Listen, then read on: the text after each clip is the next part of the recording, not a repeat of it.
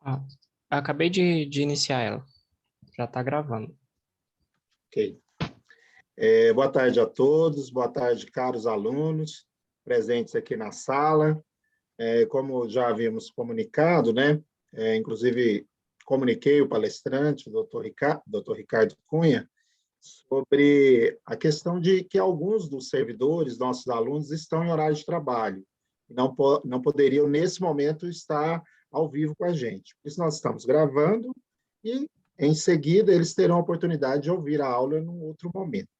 Então, por isso a gravação e a disponibilização de todo o material na plataforma.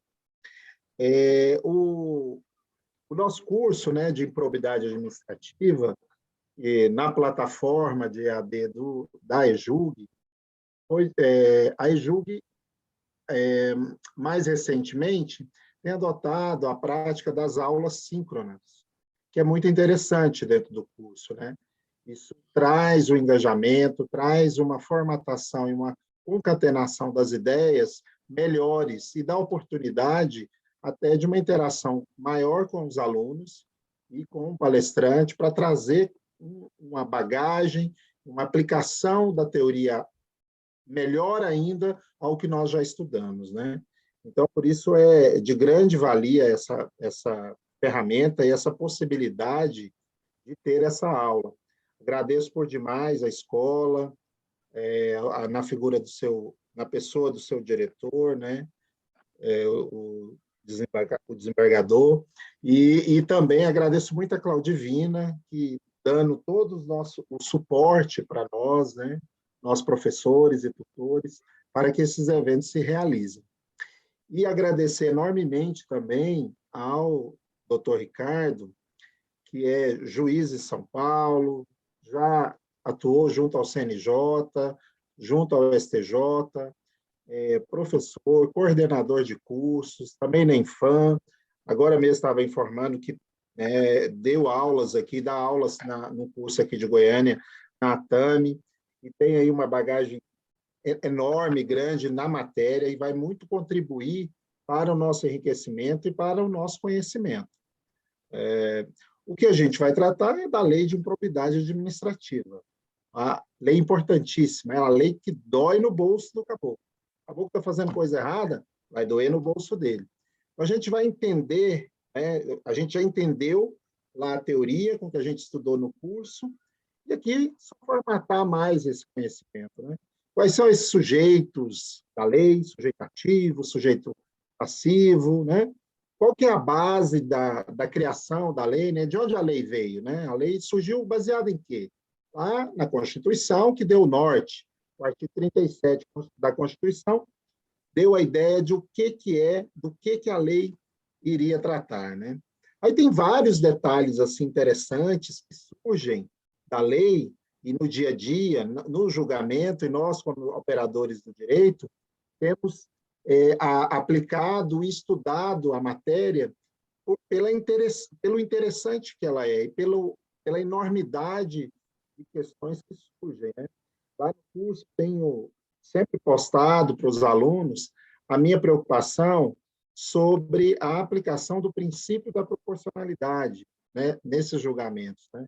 Porque a gente tem que sempre ter em mente que a proporcionalidade deve existir. Não é aplicar cegamente, sem olhar o fato, a extensão desse fato. Entender as situações novas também, até a gente colocou, né, como atualidades, ver nas situações novas que têm ocorrido no nosso dia a dia, aí, casos de pandemia, né, quantas questões surgiram e surgirão, e a lei de improbidade é aplicável ou não, então nós vamos nos deparar muito com isso ainda no dia a dia, né? Por exemplo, uma situação, eu pego esse mouse aqui, vou pegar esse mouse e vou colocar ele no bolso e vou ficar com ele para mim. Será o que vai acontecer? Será que eu sou um agente ativo aqui da lei de improbidade administrativa? Será que eu estou indo contra a alguma questão aí contra o erário, aí vem a situação, a gente tem que lembrar, nesse caso, esse mouse, ele é do Tribunal de Justiça. Eu estou com um computador do Tribunal de Justiça. Muitos colegas estão, né, levaram para casa, estão trabalhando com o material que é do Tribunal de Justiça. Isso vai gerar algumas consequências no futuro. Pensemos nós que alguns de nós não devolvemos uma cadeira, ou uma tela, ou um teclado, ou um mouse, e aí isso eu estou passível da lei de improbidade, porque eu estou me apossando de um bem público. É um mouse, né? É um mouse só, simples, mas é um bem público. E, na pandemia, esse bem público está na minha posse, na minha casa, mas não é meu. Então, essas várias discussões surgirão, e outras complexas, né? Não simplórias assim. E que o doutor Ricardo vai nos dar um norte, um caminho aqui, deixando luz ainda maior sobre todos esses aspectos, né? Para a gente entender mesmo o que são esses atos de improbidade administrativa também, né? O ato de improbidade administrativa, ele tem que gerar prejuízo? Isso a gente tem muitas questões a serem estudadas, né? Não necessariamente o ato de improbidade tem que gerar prejuízo. E todo agente público é passível, né? Todo agente público tem exceção na lei, né? Tem a questão do presidente da República. Então, tem muitos pontos que a gente tem que analisar e estudar. E eu, assim, só estava dando uma introdução, um agradecimento mesmo, porque é vergonhoso para mim querer falar na presença do doutor Ricardo sobre a lei de improbidade. Então, acho que é a pessoa, e nós não podemos perder tempo aqui, deixar ele sim nos dar esse caminho, o que a gente precisa de orientação e de aprofundamento na lei. Mais uma vez, agradecer muito à escola pela disponibilização do material, pela disponibilização dos cursos aos nossos servidores, isso é fundamental, isso é muito importante. Agradecer muito ao desembargador Delintro, né, a sua nova direção na escola, projetos estão em andamento, é excelente, essa formação do servidor é importantíssima, só temos a agradecer, e a ele e a toda a administração da escola, né? Como eu disse, da Claudivina, Eunice, pessoas que também estão engajadas nessa preocupação de dar informação a todos os operadores do direito, seja servidor, juízes, né? Então, doutor Ricardo, eu já falei muito, o senhor é o dono da palavra, esteja à vontade. Caro Emerson, eu te agradeço muito. Eu indago se estão vendo a tela no fundo aqui, que ela vai ser útil para os colegas, e se estão vendo a minha imagem, porque mudou um pouquinho a minha tela aqui agora há pouco. Talvez o Antônio tenha feito algum ajuste, mas eu vejo perfeitamente. Está tudo ok aí? Está tudo ok. Maravilha. Então, vamos em frente, vamos conversar aqui na Escola Judicial de Goiás. Eu, desde logo, agradeço o convite. Agradeço pela sua introdução, Emerson, muito precisa, a respeito de temas que são, de fato, atuais nessa matéria. E vamos aqui, objetivamente, procurar trazer para os colegas dados que podem ser úteis. Estamos aqui com colegas servidores que estão aí elaborando essas minutas de sentença, minutas de acórdãos, e que são essenciais aí para que esse trabalho flua da melhor maneira possível. Vamos em frente aqui. Conforme o Emerson bem anotou no início da sua fala, nós temos aí como base da improbidade administrativa a Constituição Federal, que em apenas 2 dos seus artigos faz menção expressa à improbidade. Artigo 15, quando trata de suspensão de direitos políticos, e o artigo 37, parágrafo 4º, que prevê justamente as sanções previstas para o ímprobo, como penalizar uma conduta dessa gravidade. O artigo 15, ele nos traz aqui um dado importantíssimo, porque dentre as hipóteses de suspensão dos direitos políticos, que é a oportunidade que temos de afastar esse tipo de pessoa da gestão da coisa pública, de tão nociva que é, o artigo 15 ele nos traz, dentre as causas de suspensão dos direitos políticos, justamente a improbidade administrativa. E aí nós verificamos a possibilidade dessa suspensão regulamentada pelo artigo 12 da Lei de Improbidade, da Lei 8.429 de 92, sendo que a sanção de suspensão dos direitos políticos, ela é uma sanção que não é automática, não é um efeito automático da condenação, é necessário que ela venha fundamentada na sentença e se aplica como uma das sanções possíveis, normalmente aplicada de forma cumulativa, com outras das sanções ali previstas.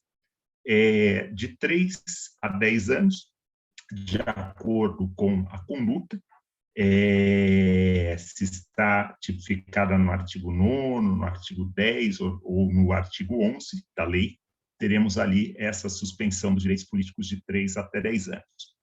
É muito importante que, no momento em que se elabora uma sentença, se especifique se a hipótese é efetivamente de dolo ou se a hipótese não é de dolo. Por quê?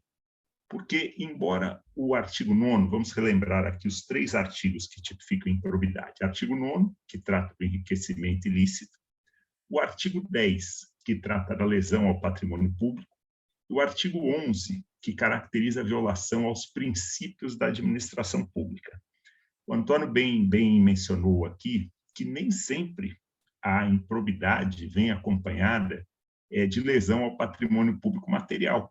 Por vezes, o agente se beneficia de uma informação privilegiada e, com base naquela informação, ele obtém muitos ganhos, ou diretamente ou por intermédio de terceiros, e pode sequer causar lesão direta ao patrimônio público. Quando a pessoa tem, por exemplo, uma informação privilegiada a respeito de uma área que vai ser expropriada ou na qual vai se autorizar a construção de um shopping center, a construção de hotéis, e é uma área, por vezes, distante da cidade, uma área sem interesse, com metro quadrado muito baixo, o preço do metro quadrado muito baixo, e quando for feito aquele anúncio, o preço vai explodir. Se essa pessoa, por intermédio aí de um testa de ferro, adquire diversos imóveis na região, sem causar lesão ao patrimônio público material, ela acaba enriquecendo ilicitamente. Então, temos aqui que observar o seguinte: as condutas do artigo 9º são todas dolosas. As condutas do artigo 10A são dolosas também. As condutas do artigo 10, na sua origem, elas podem ser culposas ou dolosas. E as condutas do artigo 11 sempre são condutas dolosas também. 9 e 11, sempre dolosas. 10A, condutas dolosas. E artigo 10º, na sua redação primitiva, podem ser condutas dolosas ou condutas culposas. A importância aqui de caracterizarmos de forma clara, em uma sentença, em um acórdão, se aquele ato é doloso ou não, se verifica na lei do ficha limpa, na lei das inelegibilidades. Por quê? Porque a lei das inelegibilidades ela estabelece no seu artigo 1º, inciso 1, a linha L, que ela hoje está inserida, a lei do ficha limpa, que deu essa nova redação, a lei das inelegibilidades, né? A lei complementar 64/90. Nesse dispositivo aqui explicitado, nós temos que os que forem condenados à suspensão dos direitos políticos em decisão transitada em julgado ou proferida por órgão judicial colegiado, por ato doloso de improbidade administrativa, que importe lesão ao patrimônio público e enriquecimento ilícito, essas pessoas ficam inelegíveis desde a condenação pelo órgão colegiado ou do trânsito em julgado, até o transcurso do prazo de 8 anos após o cumprimento da pena. Vejam que norma saudável para extirparmos da administração pública corruptos. Se você tem uma sentença, um acórdão bem construído, numa hipótese, claro, em que está provada a improbidade administrativa, e ficar claro na sua sentença ou no seu acórdão que ali você condenou uma pessoa por ato doloso de improbidade administrativa e que caracterize, ao mesmo tempo, lesão ao patrimônio público, artigo 10, e enriquecimento ilícito, artigo 9, você faz com que essa pessoa, desde a condenação pelo órgão colegiado, já fique inelegível, ela ainda vai estar votando. porque aqueles direitos políticos que são suspensos lá no artigo 15, aqueles exigem o trânsito em julgado. Porém, para fins de inelegibilidade, basta a decisão do órgão colegiado, essa pessoa já fica inelegível. E ficará inelegível por mais 8 anos, além do cumprimento da pena. Vale dizer, se na sua sentença ou no seu acordo, nós temos ali que é um ato doloso de improbidade administrativa, que caracteriza enriquecimento ilícito e lesão ao patrimônio público, se isso ficar claro, desde a confirmação desse julgado singular, ou seja, desde a decisão de um órgão colegiado sobre isso, essa pessoa já está inelegível. Direitos políticos suspensos de 3 a 10 anos só com o trânsito em julgado. Aí ficam suspensos os direitos ativos e os direitos passíveis, mas pelo menos essa pessoa já fica inelegível desde a condenação pelo colegiado até o decurso de 8 anos do cumprimento da pena. Ou seja, se essa pessoa enriqueceu ilicitamente, teve ali a suspensão dos direitos políticos, mas não pode ser que ela ficou com os direitos políticos suspensos por 8 anos. Essa pessoa, ela ficará desde a condenação pelo órgão de segundo grau inelegível, e ela ficará inelegível por mais 8 anos após o cumprimento da pena. Se ela ficou com os direitos políticos suspensos 10 anos por uma decisão transitada em julgado, essa pessoa ficará aí pelo menos 18 anos afastada da vida pública. E tem pessoas que, infelizmente, a gente verifica que jamais poderiam ter ingressado na vida pública. Só que, para que tenhamos efetividade nessas normas, dependemos de uma boa interpretação dos tribunais superiores e dependemos dessa construção nos nossos julgados. Então, se a hipótese é de ato doloso de improbidade administrativa, caracterizou enriquecimento ilícito e caracterizou também lesão ao patrimônio público, é importantíssimo que isso constitua de forma explícita no seu julgado.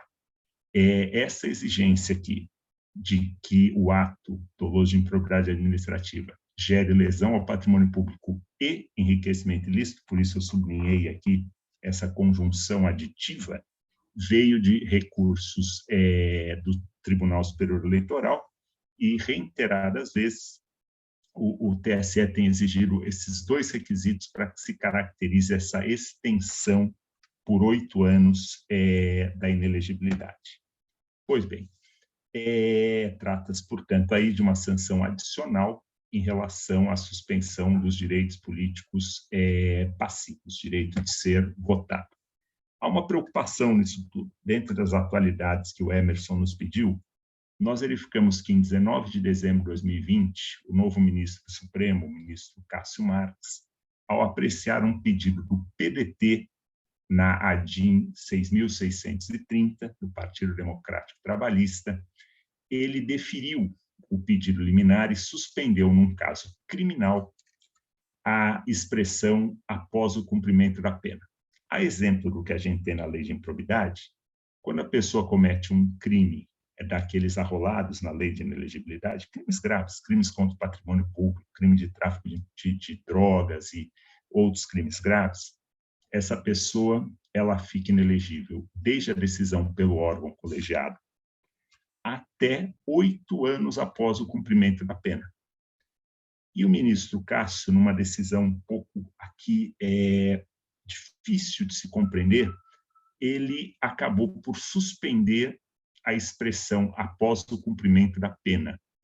Então, isso faz com que aquela inelegibilidade que se impunha, no caso que a gente mencionou de improbidade, se não ficou com os direitos políticos suspensos por 10 anos, ele vai ficar mais 8 inelegíveis. Com essa decisão, num processo de cunho criminal, numa previsão aqui de extensão da inelegibilidade por 8 anos em caso de cometimento de crime, o ministro Cássio Marques suspendeu essa expressão após o cumprimento da pena. Aqui, repito, diz respeito a um crime, é um outro inciso da lei de inelegibilidade, porém, a ratio decidendi certamente terá sua aplicação reclamada também pelos ímprobos, por aqueles que estão condenados por improbidade administrativa. Não tenho dúvida de que vão invocar a razão de decidir do ministro Cássio Marques, tentando embaralhar essa questão e afastar esses 8 anos a mais de improbidade administrativa. Outra questão aqui.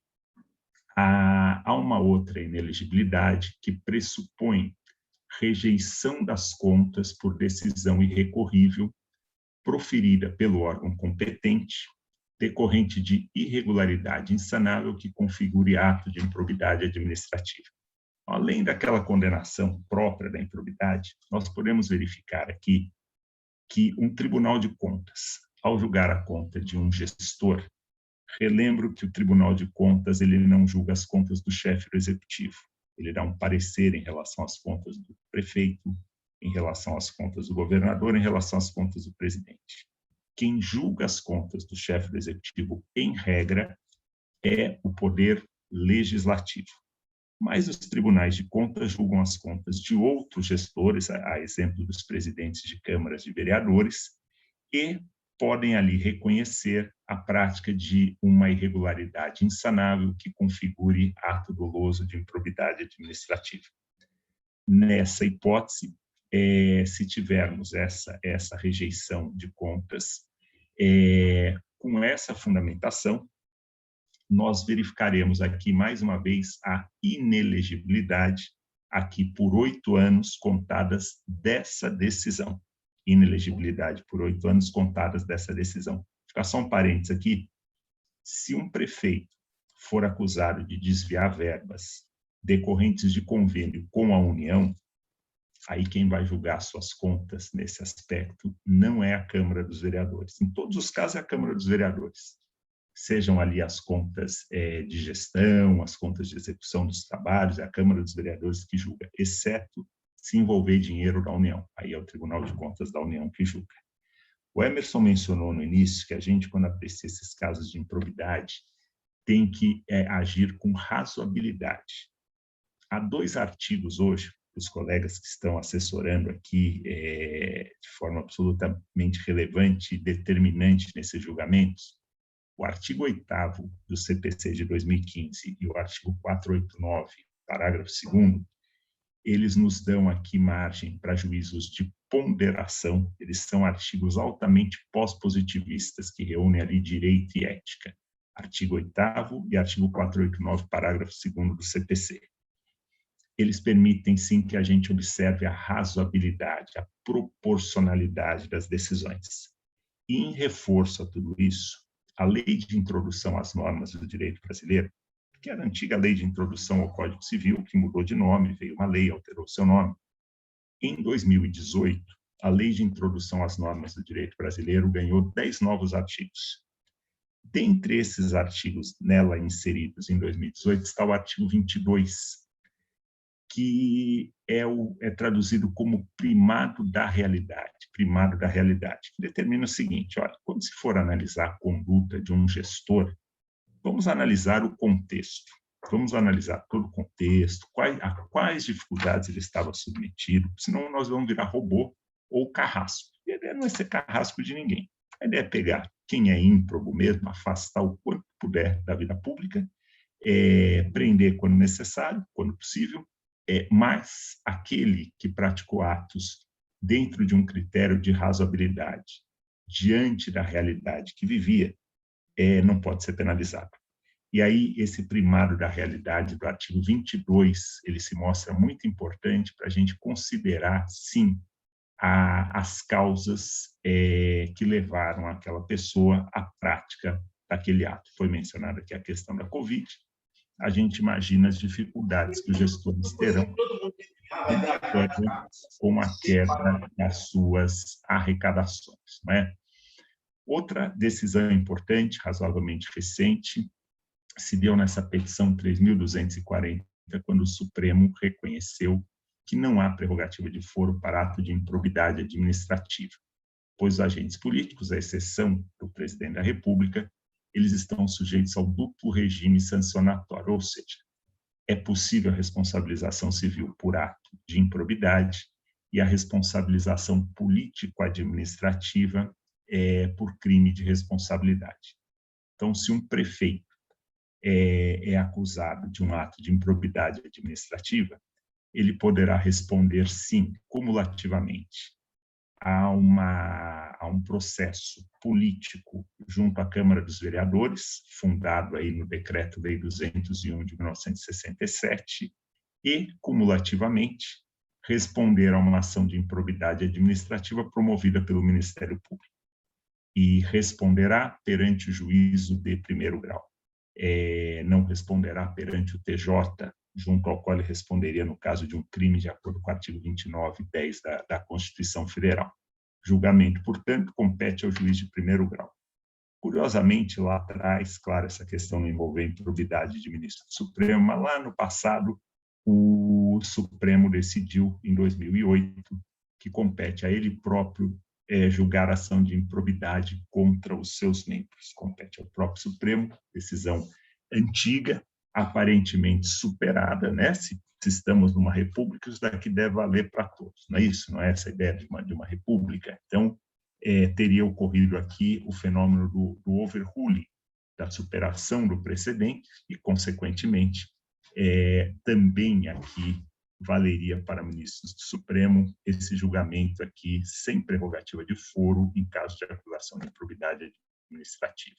Aqui é um link que nos leva a diversas decisões recentes importantes sobre o tema, e devemos aqui observar que, na hipótese de uma acusação de improbidade, como a gente faz aquele juízo prévio de admissibilidade, previsto no artigo 17 da Lei de Improbidade Administrativa, naquele momento do recebimento ou não da petição inicial, devemos observar o princípio indubio pro societate.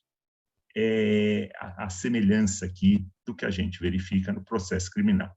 Não se exige uma prova pré-constituída. Essa ação, ela comporta ampla dilação probatória. O que se exige é que haja ali o mínimo de indícios a respeito da prática da improbidade para que, então, se possa aqui receber essa petição inicial conforme decisão do Superior Tribunal de Justiça de setembro do ano passado. Pois bem, aqui, mais uma vez, nós temos a questão da autonomia das instâncias sendo confirmada pelos julgados, e outro tema atual diz respeito à prescritibilidade ou não dessas ações de ressarcimento fundadas em ato doloso de improbidade administrativa. E prevalece, conforme tese firmada no tema de repercussão 897 do Supremo Tribunal Federal, que são imprescritíveis as ações de ressarcimento ao erário fundadas na prática de ato doloso tipificado na Lei de Improbidade Administrativa. Essa imprescritibilidade tem por base a parte final do parágrafo 5º do artigo 37 da Constituição Federal.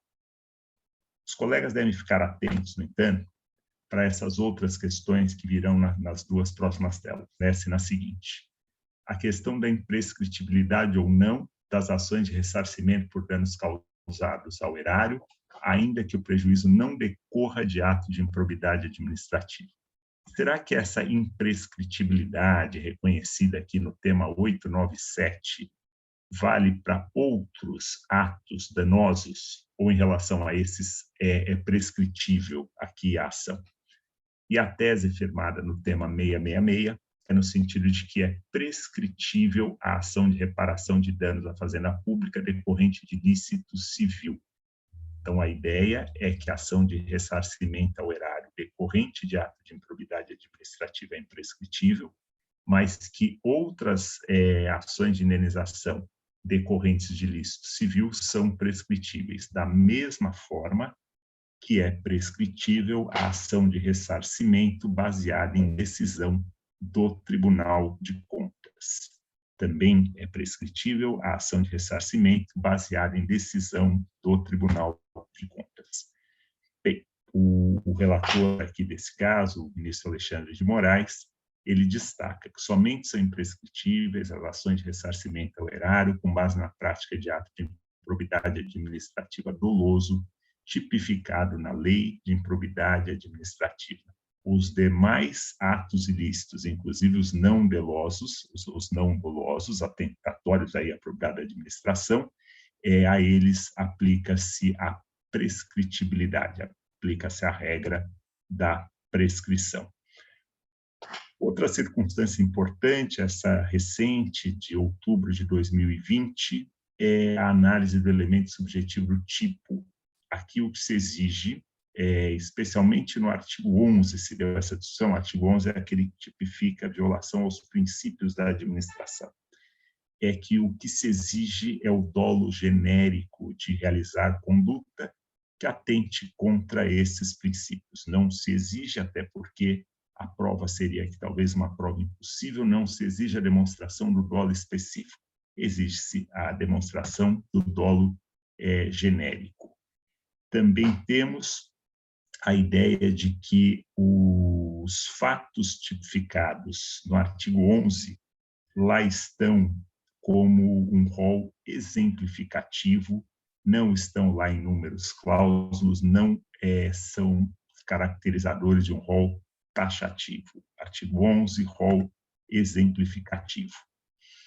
Outra decisão interessante, também do final aí de 2020, veio no sentido de que o ressarcimento ao erário, ele não constitui sanção propriamente dita.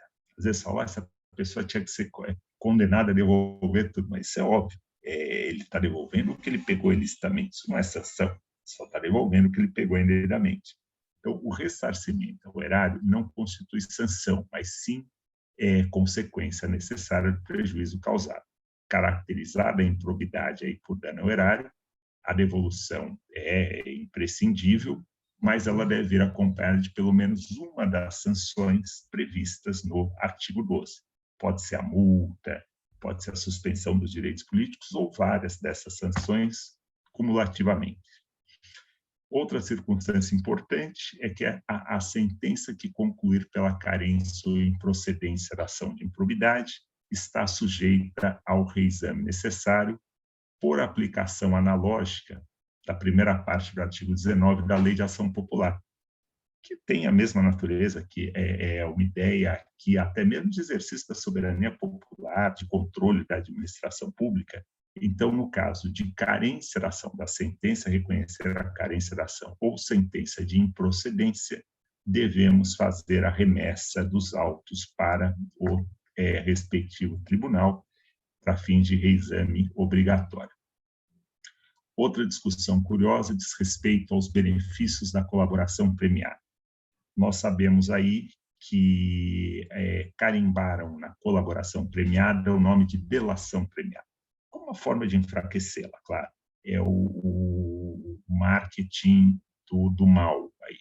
Então, aquilo que a própria lei aponta como colaboração, se quer carimbar o nome de delação, para que aquela pessoa que faz a colaboração, às vezes por uma dívida saudável de consciência, ela seja vista como um dedo duro, como um delator.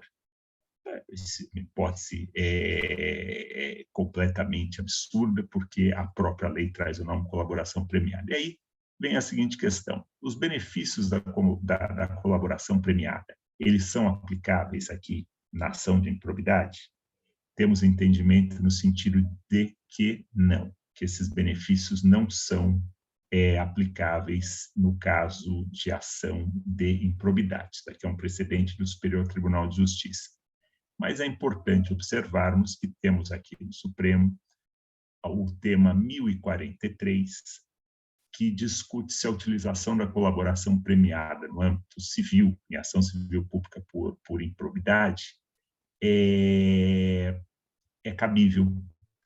Se nós podemos ter aqui como prova uma colaboração premiada, depoimentos de uma colaboração premiada. E aqui é possível que o Supremo, esse tema ainda não tem uma tese firmada, mas é possível que o Supremo, ao firmar a tese, esclareça melhor essa questão por hora definida pelo STJ, no sentido de que não cabe os benefícios da colaboração premiada àquele ímprobo que deseja falar. A situação, portanto, ainda pode ser mudada. Outra questão interessante, que também foi definida agora em novembro de 2020, é se é necessária a presença do agente público no polo passivo da ação de improbidade, se ela é uma condição para a propositura da demanda em que se busca igualmente a responsabilização de um terceiro particular. É possível que um particular figure no polo passivo da ação de improbidade, mas não isoladamente. Tem-se exigido aqui a presença também do agente público nessa sujeição passiva. E outra questão: seria extra petita um julgamento que aplicasse determinada sanção do artigo 12 da Lei de Improbidade, sem que houvesse um pedido explícito vamos imaginar aqui do Ministério Público nesse sentido, tem-se entendido que não, que quem fixa a pena, dentre as penas legalmente previstas, é o magistrado. Então, ainda que não tenha sido expressamente requerida a aplicação de determinada sanção pelo autor da ação de improbidade, não há nenhum impedimento para o juiz estabelecer uma reprimenda não reclamada de forma ostensiva. Isso não caracteriza julgamento extra petita. Aí nós temos também a questão da multa civil, que é uma das hipóteses ali do artigo 12, que essa multa civil, consubstanciada em sanção pecuniária, ela não tem cunho indenizatório e, portanto, ela pode ser imposta de maneira acumulativa com aquela determinação de ressarcimento ao erário. A questão tormentosa na lei de improbidade é essa defesa prévia.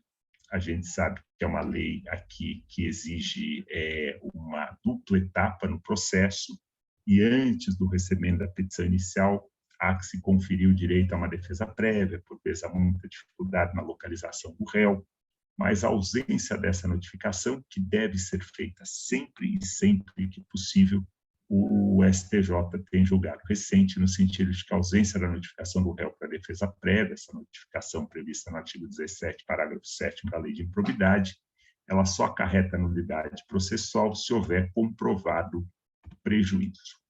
Bem, esses são elementos atuais da Lei de Improbidade, aos quais aqui eu sugiro os colegas, numa visão panorâmica do tema, relembrarem da teoria do domínio do fato, quando estiverem diante de uma acusação, que foi muito usada lá pelo ministro Joaquim Barbosa, no caso do mensalão, no sentido de que uma pessoa que tem autoridade direta e imediata sobre um agente ou grupo de agentes que pratica ilicitude, em situação ou contexto de que tenha conhecimento ou necessariamente devesse tê-lo, pode ser responsabilizado pela infração do mesmo modo que os autores imediatos. Isso, por vezes, em improbidade, a gente percebe que a gente é impossível que essa pessoa não soubesse pelas características que, claro, temos que fundamentar daquela infração de improbidade administrativa. Outra questão que a gente pode aqui importar do direito penal diz respeito à tipicidade conglobante, e voltamos àquela razoabilidade mencionada pelo Emerson e ao primado da realidade da lei de introdução às normas do direito brasileiro. A gente analisa o ordenamento como um todo. Então, se determinada conduta é considerada lícita pelo direito administrativo em uma das suas esferas, a gente não pode considerá-la ímproba se a pessoa praticou algo que em outro ramo ali se determina que ela efetivamente seguisse aquela conduta. E a ideia da tipicidade conglobante também pode ser interessante. E, por fim, nós temos aqui mecanismos que dizem respeito à lavagem de dinheiro, o conceito de lavagem de dinheiro, porque muitas vezes o ímprobo, ele, claro, ele não pode demonstrar sinais de riqueza. Então, esse ímprobo vai ter um posto de gasolina, ele vai ter um restaurante, ele vai ter uma franquia, ele vai ter alguma atividade comercial para justificar o ingresso de recursos. E quando se tem uma denúncia pela prática de lavagem de dinheiro, havia toda uma discussão porque é necessário que se demonstre de alguma forma que o dinheiro teve uma procedência ilegítima, mas não é necessário que se faça uma prova absoluta disso no momento do oferecimento de uma denúncia. Basta um indicativo de que aquele dinheiro tem origem ilícita. Isso ficou decidido aqui pelo Supremo, no voto do recém-aposentado ministro Celso de Mello, relevante quanto a esse tema. Outra decisão relevantíssima, aqui relatada pelo ministro Fachin, no sentido de que o crime de lavagem de bens, dinheiro, direitos ou valores, na modalidade de ocultação, é um crime permanente. E a característica dos delitos permanentes é que, enquanto não surge a riqueza, não se descobre a riqueza, ela está oculta, esse crime não se consumou e, portanto, não tem contagem de prescrição penal. Isso pode ser muito interessante para a gente conseguir penalizar pessoas que, com boas estruturas jurídicas e contábeis, conseguem ocultar dinheiro por muito tempo. Não está correndo a prescrição. E, por fim, aqui dados do COAF, hoje ele continua chamando COAF, inicialmente, quando houve a mudança dele do Ministério da Justiça, foi aquele primeiro atrito do ministro Moro, presidente da República, ele mudou, inclusive, de nome, o COAF, mas ele voltou a ter o nome de COAF, temos ali uma lei que cuida dele, é muito útil para diversas informações, e temos também um cadastro de clientes do Sistema Financeiro Nacional, muito interessante para a gente descobrir se alguém opera por meio de laranjas. Quem opera por meio de laranjas normalmente tem uma procuração do laranja para que ele, ímprobo, possa movimentar aquela conta. E esse cadastro de clientes, a exemplo de alguns cadastros que já temos desenvolvidos hoje pelo CNJ em relação aos chamados cartórios extrajudiciais, sobre o tabelião de notas e registrador civil que possa lavrar a procuração pública, nós temos aqui acesso a esses dados que também podem ser úteis em um processo de improbidade administrativa. Enfim, Emerson, Antônio, colegas que aqui estão, eram esses os dados que eu queria transmitir para vocês. Vou disponibilizar esses slides aqui para o Emerson, peço apenas que o Emerson eu disponibilizo pelo WhatsApp, Emerson, e fico à disposição. Espero que tenha sido útil aqui a exposição. São muitas informações, o prazo dado é um prazo para não ficar cansativo mesmo, então não vamos nos estender. Fico à disposição dos colegas, agradeço a atenção de todos. Muito obrigado. Obrigado, professor. Excelente, muito bom mesmo. Obrigado, Emerson. É só ensinamento. Eu queria só debater com o senhor aqui dois assuntos, e depois também tem algumas perguntas aqui que eu recebi. A primeira questão é sobre, lá no inquérito, né, a autoridade que está presidindo o inquérito, aí ela vai e requer a indisponibilidade de bens. A questão da indisponibilidade de bens também me preocupa muito na lei, sabe? Porque tem muita coisa assim complicada, né? Deixa o agente público com tudo indisponível, é o que eu disse no início, uma falta de proporcionalidade de uma ação e deixa a vida da pessoa totalmente impedida por uma ação que não era para tanto. E aí tem uma questão ainda que me gera dúvida da indisponibilidade, quanto o ato de improbidade ele é relacionado nos casos que atentam contra os princípios, que são aqueles previstos no artigo 11. Então, nesses casos aí do artigo 11, que é atentar contra os princípios da administração, né? Essa indisponibilidade, até onde ela pode ir? Eu sei que o STJ, apesar que a lei não prevê, mas o STJ diz que pode decretar indisponibilidade. Eu queria, sim, uma contribuição do senhor para fortalecer esse entendimento quanto a isso. Então, sempre que a gente tem a possibilidade de uma multa que tem conteúdo econômico, tem-se admitido que a indisponibilidade alcance não só o valor a ser ressarcido, mas também o valor da multa.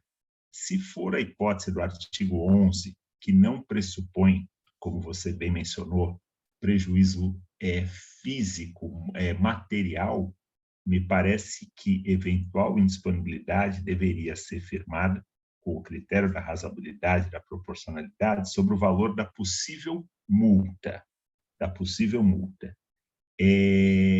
Sempre resguardando-se, Emerson, se em outras hipóteses a gente resguarda, por exemplo, caderneta de poupança até 40 salários mínimos, a gente não pode colocar, é comum em ação de improbidade hoje, o acusado pedir o quê? Benefício da justiça gratuita, porque o cidadão, e alguns vêm com defensor público, ele fica sem recursos para tudo.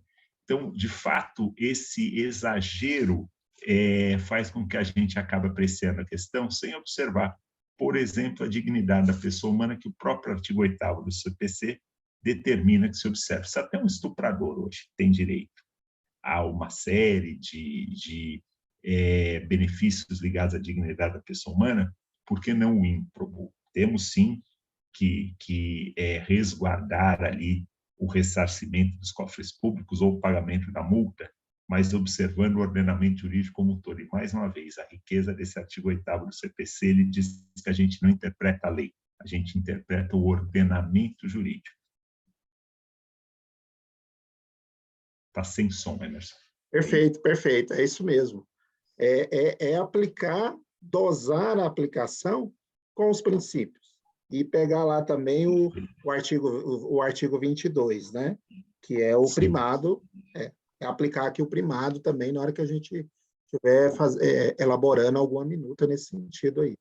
E o Tem uma outra consequencialismo também, viu? Consequencialismo da própria lei de introdução às normas do direito. Falou, olha, não adianta. Eu me lembro recentemente, o ex-governador Alckmin, aqui de São Paulo, fizeram uma medida, tornarem disponíveis todos os bens. Em um ano, ele foi absolvido de todas as acusações, mas imagino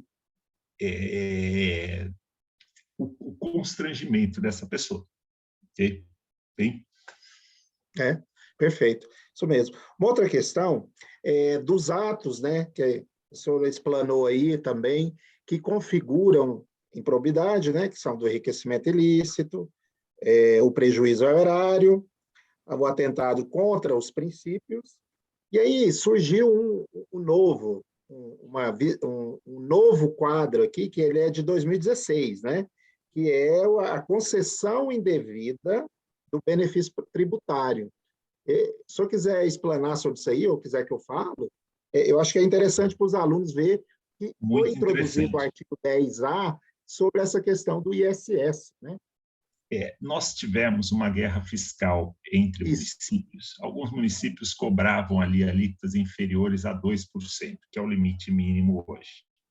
E, com isso, iam atraindo empresas para o seu território, cobravam alíquotas irrisórias, e, posteriormente, quando se estabeleceu uma alíquota mínima de 2%, alguns passaram a criar ali subterfúgios para dissimular a concessão de benefícios.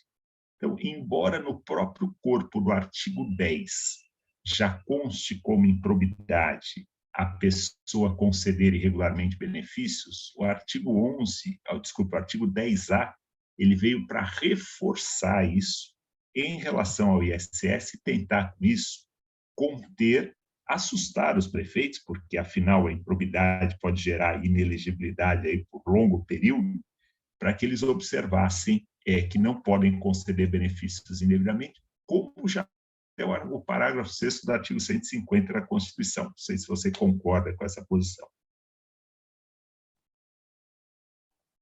Perfeito, é isso mesmo. É só eu quis pontuar dessa inovação, né? Que a lei vem se atualizando também, né? E essa questão aí é a partir de 2016. A partir de 2016, perfeito. Professor, tem aqui pergunta de aluno. Vou fazer uma pergunta da Glaciete. Uma pergunta. Sobre colaboração premiada, a lei permite o acordo de não persecução possível do parágrafo 1º do artigo 17, adicionado em 2019. Será uma forma de admitir colaboração premiada, então? Na verdade, aqui, quando você pensa na não persecução, você está diante de condutas que talvez sequer caracterizem. Eu acho que é muito mais aquela questão de uma absolvição prévia do artigo 17, já na sua redação originária, do que de aceitação da colaboração premiada. Mas ela tem razão, sim. Talvez seja uma abertura de porta para que a gente pegue um instituto que, afinal de contas, é de interesse público e comece a aplicá-lo dentro dessa lógica da improbidade administrativa. Eu, particularmente, sou favorável à aplicação da colaboração premiada, em que pese esse julgado do STJ, dizendo que não é cabível. Por isso que torço para que o Supremo possa, ao analisar aquele tema, firmar uma tese de maneira ampla, mas traz uma definição jurídica, se pode ou não pode, vale ou não vale. E, claro, se vale de um lado, se vale para o cidadão ter benefício, vale para que ele seja investigado também. Perfeito. Mais lógico. A Camila pergunta para o senhor sobre a possibilidade de admissão do dolo indireto na improbidade. Então, quando se fala em dolo genérico e não em dolo específico, se está justamente afastando uma análise sobre o elemento subjetivo do tipo. Então, me parece que a mesma abertura que se dá para a admissão do dolo genérico se dá para a admissão do dolo indireto. Até porque, sobretudo em causas aí que envolvam lesão ao patrimônio público, até o malbaratamento da coisa pública, o desleixo que a gente vê de vez em quando, essas situações, elas admitem até a forma culposa. Então, eu imagino que não temos por que afastar o dolo indireto. Perfeito. Eu tenho uma pergunta aqui também que me fizeram no WhatsApp, que é sobre as pessoas que compõem os serviços sociais autônomos, o senhor entende que elas são consideradas sujeitos passivos também da improbidade? Tendo que sim, porque eles recebem as chamadas contribuições parafiscais. Então, eles são mantidos também com recursos públicos.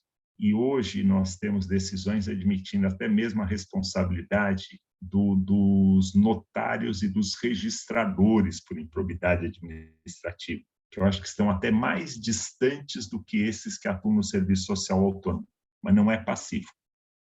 Uhum, Me parece que sim, que deve responder. E também, né, professor, eles respondem até dependendo do grau de aplicação de recursos, não é isso? Perfeito. 50% é o limitador, né? Exatamente. Algumas, cada uma dessas instituições tem uma própria do quanto recebem de recursos públicos. Ele responderia se ficar demonstrado que o desvio se deu naquela parcela que lhe foi repassada dos cofres públicos. Isso. E o que ele vai ressarcir é sobre a porcentagem que ele recebe de recurso público, não é?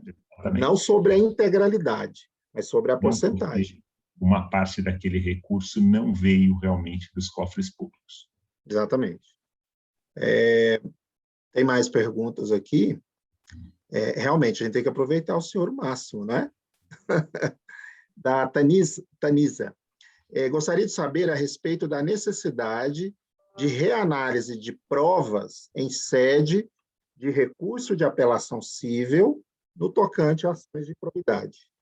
Reanálise de prova.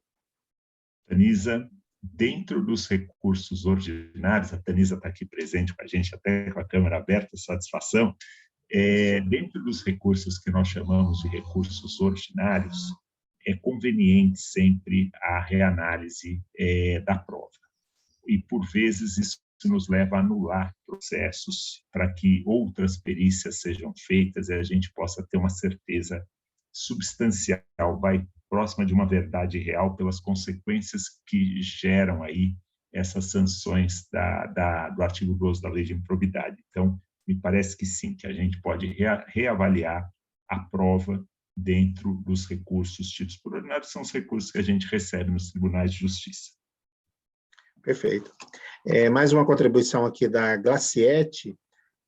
Tem prazo para possibilidade de retorno a cargo público após a perda do cargo por ato de improbidade, tendo em vista que, recentemente, no final de 2020, o STF decidiu pela inconstitucionalidade do artigo da lei sobre ele. Então, o que me parece aqui é que se você impõe genericamente uma suspensão de direitos políticos por até 10 anos, a falta de outro prazo, eu aplicaria aqui o prazo proporcional ao que seria uma suspensão dos direitos políticos. Porque, de fato, se essa pessoa pode virar, depois de um tempo, até presidente da República, se ela quiser, ela retoma, inclusive, a elegibilidade, não há por que impedirmos que essa pessoa volte para o serviço público. É péssimo isso. Mas como não há entre nós a cultura de nenhuma pena de caráter perpétuo, me parece que usar como uma baliza o prazo de suspensão dos direitos políticos para aquele tipo de conduta seria uma baliza razoável. Perfeito, professor. Só tem mais uma última pergunta aqui. os empregados e dirigentes das concessionárias de serviço público estão sujeitos à LIA? É mais ou menos o que a gente já respondeu anteriormente. Estão sujeitos, e é muito interessante porque hoje a gente verifica que, em alguns casos, quando se verifica, por exemplo, que uma agência, a ANEEL, quando se tem hoje no TJ de Goiás um incidente de resolução de demanda repetitiva, o IRDR, e se julga esse incidente, o CPC determina que a gente dê ciência à agência reguladora, quando for o caso, para que ela tome as providências devidas. E, dentro dessa circunstância, o gestor da agência deixar de cumprir uma determinação legal, não tomar as providências hoje previstas em lei, faz com que ele responda por improbidade administrativa. É aquilo que a gente mencionou, que você destacou no início, da gente usar o ordenamento jurídico como um todo para fazer essa costura. Então, me parece que sim, até por essa previsão hoje explícita, que ele responde por improbidade administrativa. Correto. Todas as indagações já foram feitas. Eu agradeço, senhor, a disponibilidade mais uma vez. Agradeço os alunos aqui excelentes, participativos, e que nós, operadores do direito, servidores, o senhor como magistrado, tenhamos vejamos e apliquemos no nosso dia a dia, nós mesmos, né, a beleza que é a lei da improbidade. O povo tem medo, não, é complicada, mas ela não é, ela é bonita, ela nos protege, né? Nos protege como cidadão. E nós, como cidadão, devemos, todo dia, a todo momento, difundir a lei e também ser fiscal da lei, né? Agindo nas pequenas coisas, no nosso local de trabalho, a cada dia, sendo fiscal também da lei, para que esse cunho pedagógico que a lei tem seja difundido e que os improbos sejam o máximo possível retirados da vida pública, mas dentro da medida da sua culpabilidade, da medida da sua ação. Não vamos ser com isso, como um termo que o senhor usou, ter os carrascos aqui.